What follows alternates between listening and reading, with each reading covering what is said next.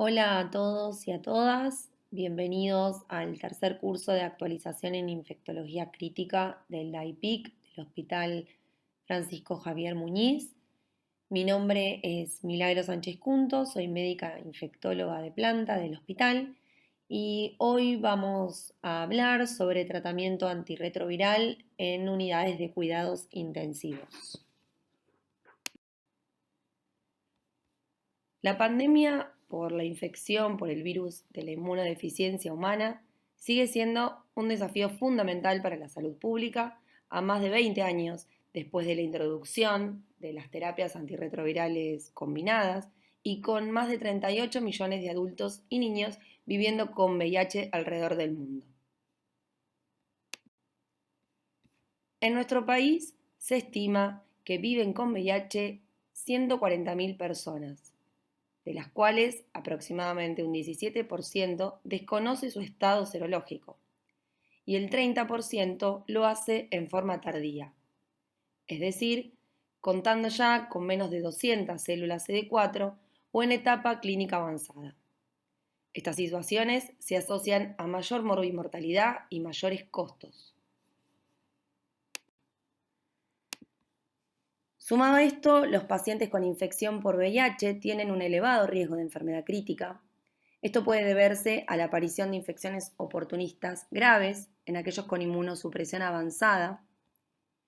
Lamentablemente, esta situación sigue siendo una razón común de ingreso en las terapias intensivas, sobre todo en grupos de pacientes con acceso limitado al diagnóstico, al tratamiento antirretroviral efectivo y al seguimiento por especialista. Representan entre un 10 a un 30% de todas las personas que viven con VIH e ingresan a terapia intensiva. Esta proporción parece disminuir en la última década a nivel mundial. Dentro de los diagnósticos principales y como causa de insuficiencia respiratoria se encuentra la neumonía por neumocistis jirovecii o PJP. Y dentro de las alteraciones neurológicas más frecuentes que motivan ingreso a terapia intensiva está la toxoplasmosis cerebral, la tuberculosis y la criptococosis meningia.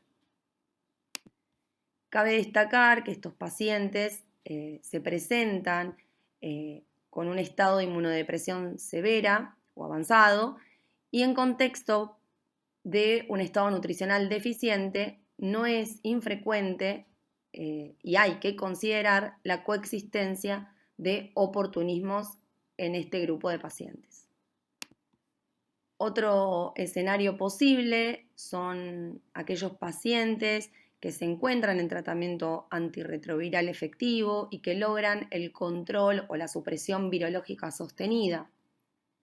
Son pacientes que presentan mayor prevalencia de comorbilidades o enfermedades crónicas que pueden complicarse o reagudizarse y ser motivo de ingreso a terapia intensiva. En este grupo de pacientes, el espectro etiológico es cada vez más parecido al que se observa en sujetos con serología para VIH negativa. Encontramos como causa de ingreso a terapia intensiva la reagudización o exacerbación de la enfermedad pulmonar obstructiva crónica, el edema pulmonar agudo secundario a insuficiencia cardíaca congestiva, pacientes con deterioro renal o hepático, sobre todo aquellos que presentan coinfecciones y hepatopatía crónica por virus de la hepatitis B o C.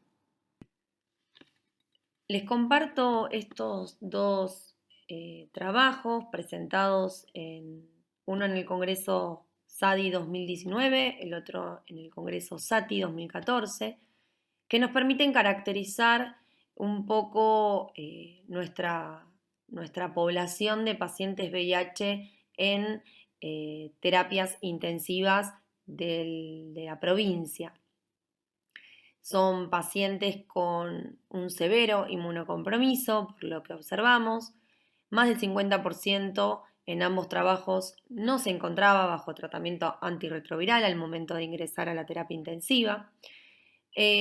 Algo que los diferencia es que en el Sanatorio 9 de Julio en 3 unidades de terapia intensivas del sanatorio.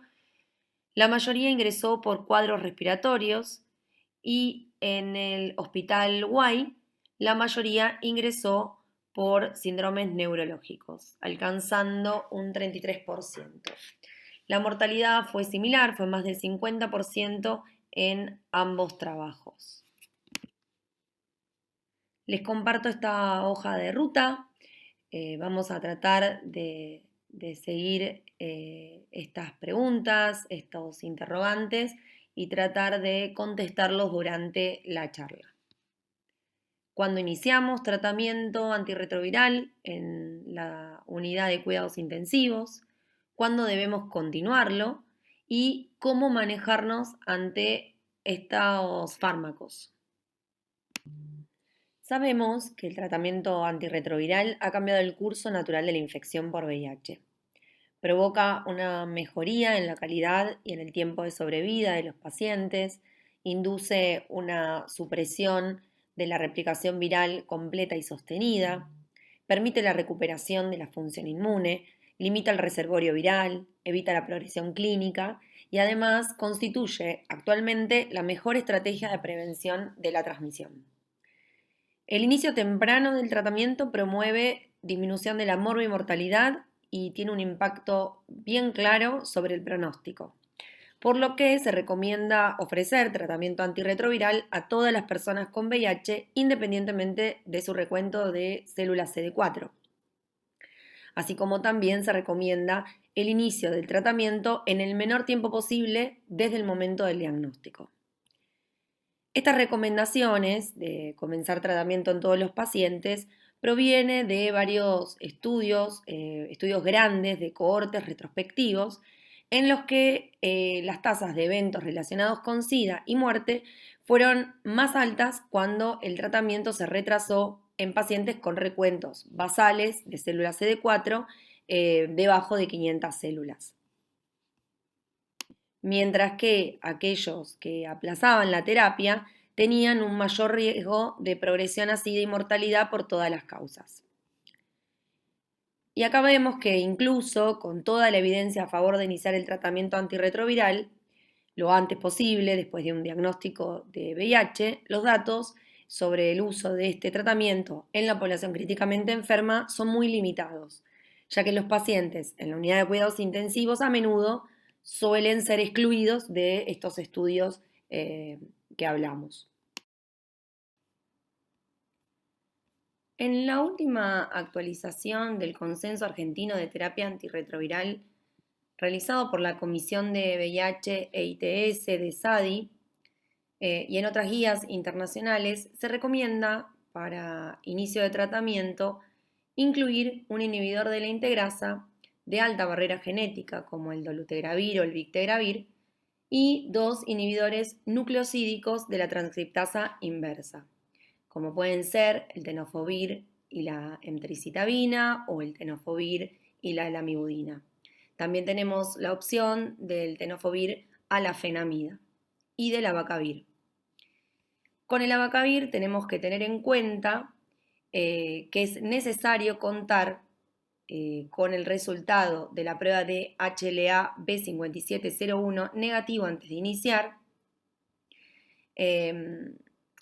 descartar infección por hepatitis B y evaluar el riesgo cardiovascular. También contamos con la posibilidad de indicar biterapia con dolutegravir y lamivudina, pero para hacerlo es necesario que el paciente tenga una carga viral menor a 500.000 copias, haber descartado previamente hepatitis B y tener el resultado de un test de resistencia basal. En el caso de necesidad de inicio rápido del tratamiento antirretroviral, se podrían elegir opciones en las que no haya que esperar un resultado de una prueba de resistencia basal, de una serología de hepatitis B o de un test de HLA. También recordar que como tercera droga de la terapia inicial tenemos a los inhibidores de proteasa, pero estos presentan algunas interacciones a tener en cuenta. En esta diapositiva podemos ver un gráfico del ciclo replicativo del virus y donde actúan las distintas familias de antirretrovirales.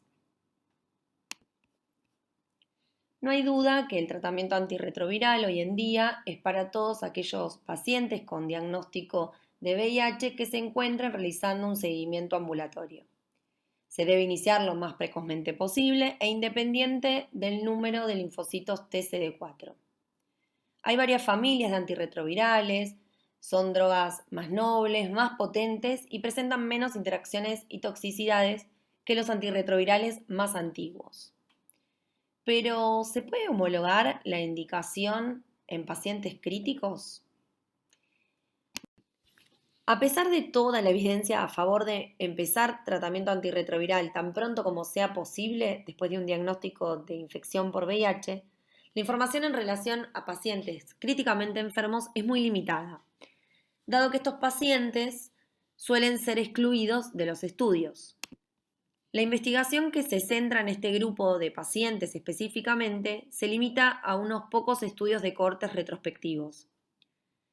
Si bien algunos observaron mejorías en los biomarcadores de la infección por VIH, esto es, linfocitos TCD4 y carga viral, no lograron encontrar ningún impacto estadísticamente significativo de tratamiento antirretroviral en las tasas de sobrevida de la UTI. Sin embargo, la opinión de los expertos extrapola los datos de los pacientes ambulatorios al entorno de los cuidados intensivos y consideran el inicio temprano de tratamiento antirretroviral, especialmente si el ingreso a UTI se debe por una enfermedad relacionada con VIH, para la cual el inicio del tratamiento antirretroviral probablemente va a brindar una mejoría en los resultados, o si el recuento de linfocitos TCD4 está por debajo de 200 células. Para aquellos ingresados a terapia intensiva por afecciones no asociadas con el VIH y con un recuento de linfocitos TCD4 mayor a 500, el inicio del tratamiento antirretroviral podría demorarse hasta que el paciente se encuentre en una condición más estable. Recordar la recomendación de las distintas sociedades científicas de solicitar carga viral basal del paciente, test de resistencia viral y serología de infecciones por hepatitis B y por hepatitis C.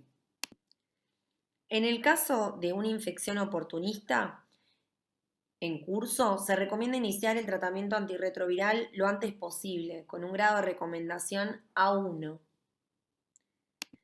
teniendo en cuenta el riesgo de síndrome de reconstitución inmune, las interacciones medicamentosas y la suma de toxicidades. Las infecciones oportunistas en las que se plantea diferir el inicio de tratamiento antirretroviral son la tuberculosis y la criptococosis meningia. Esto es por la alta mortalidad asociada al síndrome de reconstitución inmune.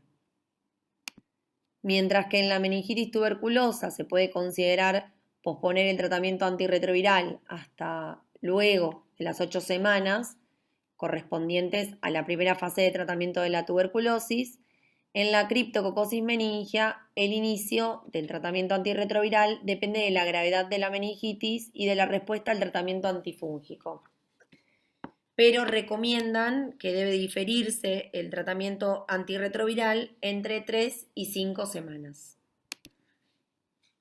¿Y qué hacemos en el caso de los pacientes que se encuentran bajo tratamiento antirretroviral y requieren internación en terapia intensiva?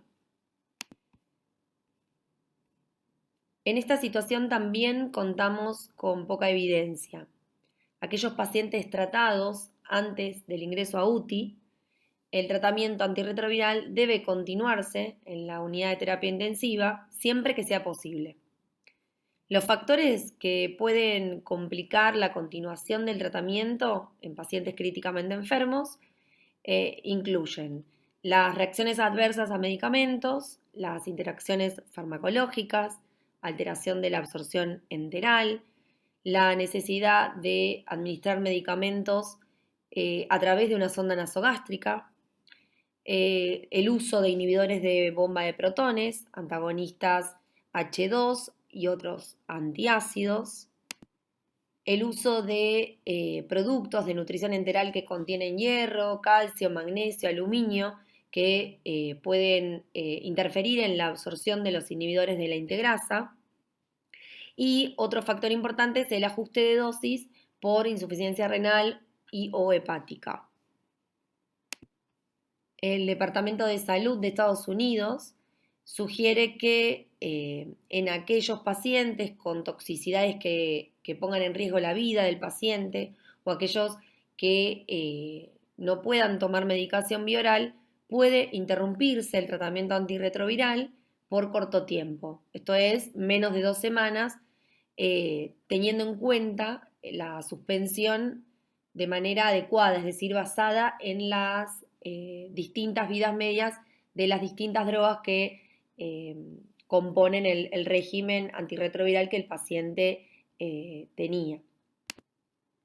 Es de hacer hincapié en que la decisión de continuar el tratamiento antirretroviral debe estar hecha en colaboración con un equipo de profesionales de la salud. Preferentemente debe incluir un farmacólogo y un infectólogo. En esta diapositiva vemos un diagrama que resume de manera muy esquemática lo que venimos hablando en los últimos minutos sobre inicio o continuación de tratamiento antirretroviral ante un paciente con diagnóstico de infección por VIH que requiere ingreso a unidad de cuidados intensivos. Si el paciente no contaba con tratamiento antirretroviral previo al ingreso y el motivo de ingreso es por una primoinfección grave o por una leucoencefalopatía multifocal progresiva o encefalitis por VIH, la recomendación es un inicio inmediato del tratamiento antirretroviral combinado. En cambio, si el paciente se presenta con algún oportunismo distinto a tuberculosis o criptococosis meningia, la recomendación es inicio dentro de las 2 semanas. Si fuese tuberculosis o criptococosis meningia, hay que retrasar el inicio del tratamiento antirretroviral para evitar las interacciones medicamentosas y el alto riesgo de mortalidad que presenta el síndrome de reconstitución inmune. En cambio, si el paciente ingresa por afecciones no relacionadas con VIH y presenta un buen estatus inmunológico, podemos retrasar el inicio de la terapéutica antirretroviral hasta que el paciente esté estable y pueda pasar a sala general. En cambio, si el paciente tenía tratamiento antirretroviral y controlaba la infección por VIH, la recomendación es continuarlo siempre y cuando sea posible y adaptarlo según los distintos factores que influyen en este tratamiento, como ser las toxicidades, las interacciones medicamentosas, los ajustes de dosis. Ante la decisión de discontinuar o continuar con un tratamiento antirretroviral en los pacientes que requieren ingreso a UTI y que se encontraban en tratamiento y con control de la infección, hay que sopesar pros y contras de esta conducta. Hay que tener en cuenta que al continuarlo corremos menor riesgo de generación de resistencia. De todos modos, cabe resaltar que hay poca evidencia disponible en torno a las consecuencias de las suspensiones de corto tiempo. También al continuarlo evitamos la progresión de la enfermedad y el mayor riesgo de mortalidad. Tener presente el riesgo de interacciones que supone sostener estos fármacos, sobre todo los inhibidores de proteasas busteados, y en contexto de un paciente críticamente enfermo que seguramente esté bajo varios tratamientos antimicrobianos, con sedantes, tal vez anticonvulsivantes, también podemos agregar riesgo de toxicidad. Un punto a tener en cuenta es la menor absorción gastrointestinal que puede darse en este grupo de pacientes. Algunos no cuentan con la vía oral, Otros pueden presentar edema de pared del tubo digestivo y comprometer no solo la absorción, sino la biodisponibilidad del fármaco. Esto puede suponer riesgo de resistencia antirretroviral. Tampoco contamos con evidencia robusta sobre los parámetros PK/PD de estos fármacos en estas situaciones. Otros escenarios para prestar atención son aquellos en que los pacientes presentan daño renal o hepático. En estos casos hay que ajustar la dosis, conducta que puede complicarse si el paciente se encuentra en tratamiento con esquemas coformulados a dosis fijas. Como verán, no es una tarea sencilla, por lo que insisto en que es una decisión que debería tomarse en equipo, de manera interdisciplinaria. Si bien las interrupciones del tratamiento antirretroviral no son recomendadas y deben ser evitadas, existen ciertas ocasiones donde se debe interrumpir dicho tratamiento. Ejemplo, casos de toxicidad, de intercurrencias médicas.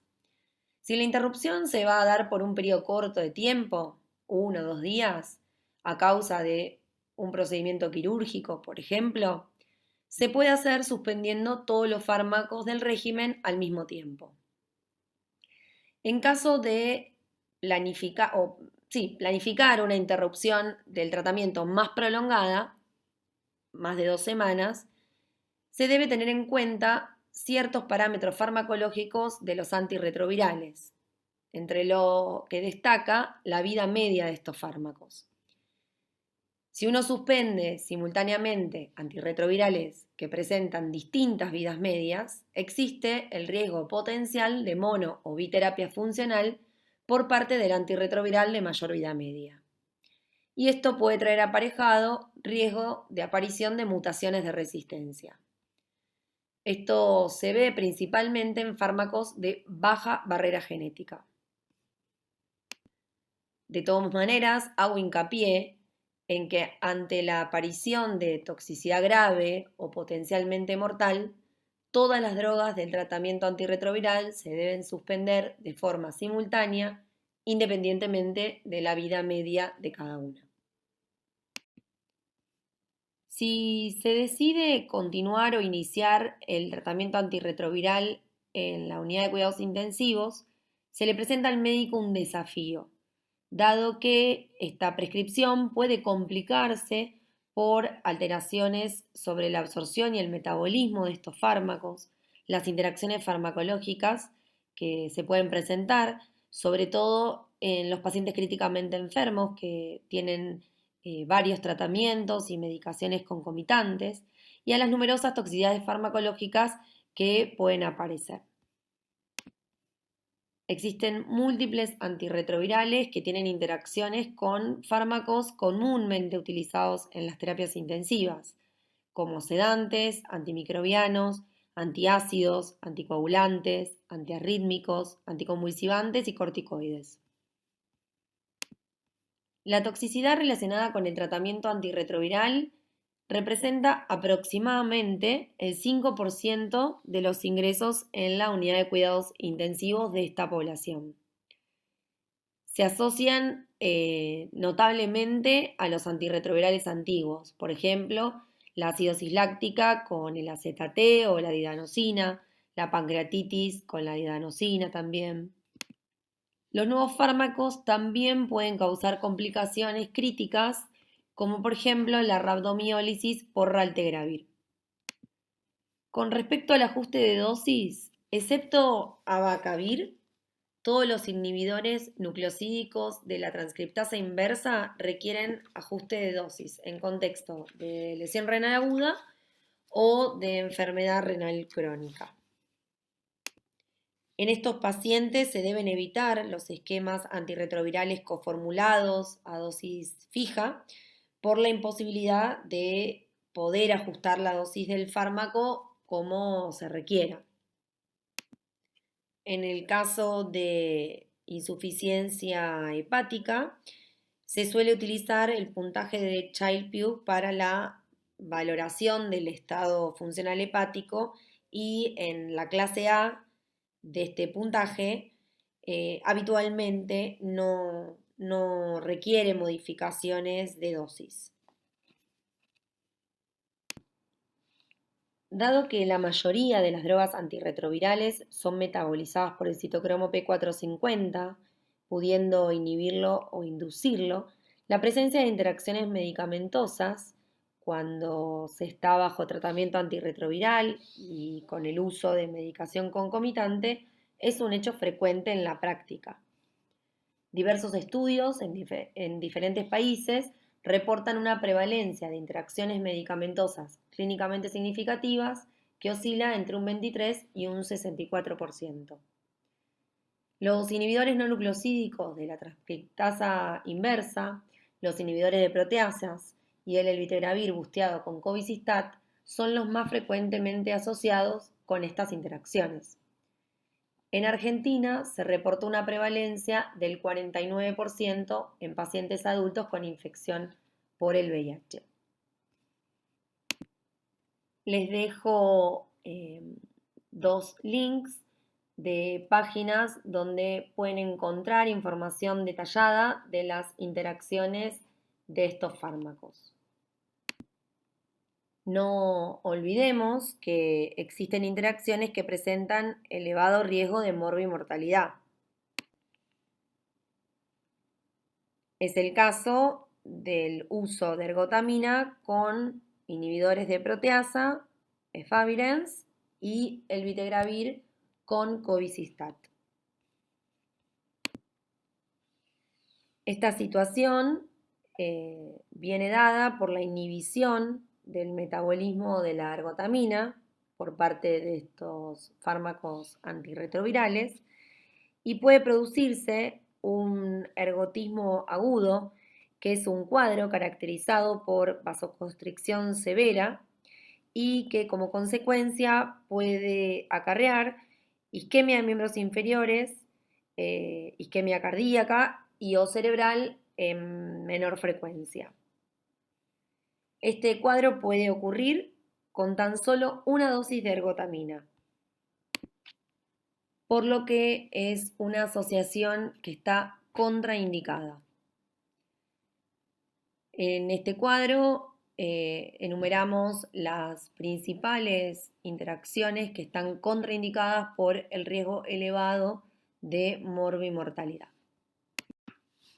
Muchos pacientes internados en unidades de cuidados intensivos requieren ventilación mecánica y por tanto reciben tratamientos orales a través de una sonda nasogástrica.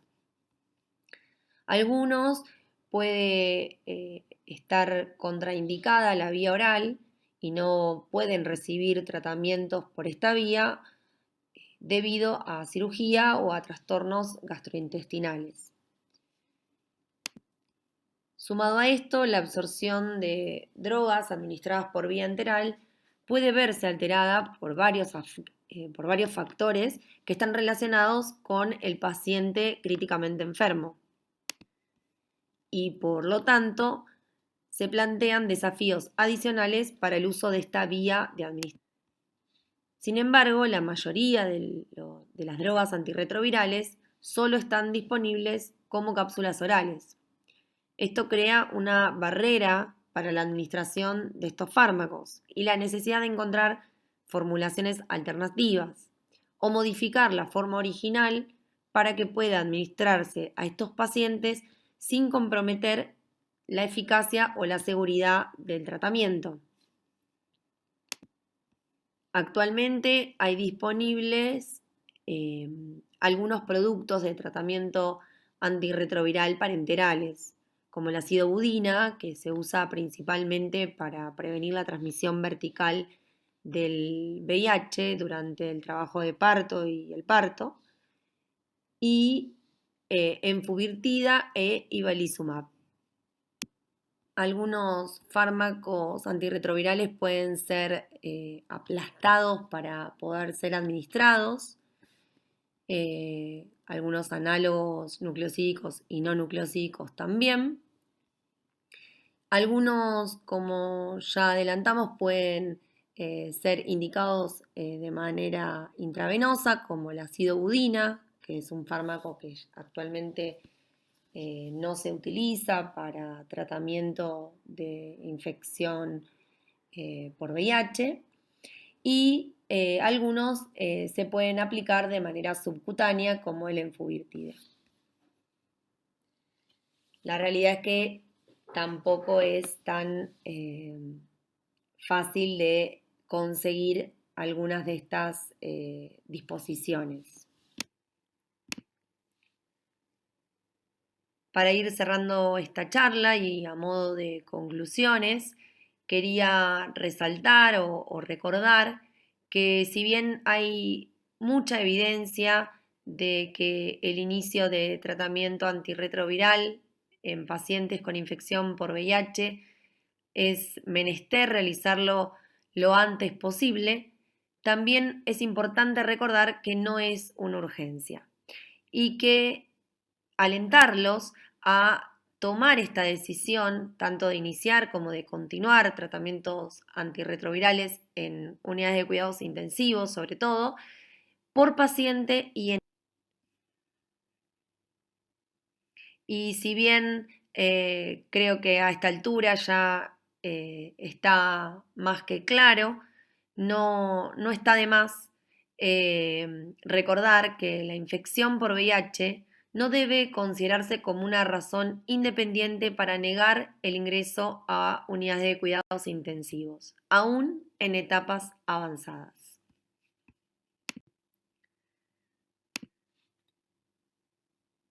Muchas gracias por su atención. Les dejo mi mail por si quisieran compartir algún caso, evacuar alguna duda o solicitar alguno de los trabajos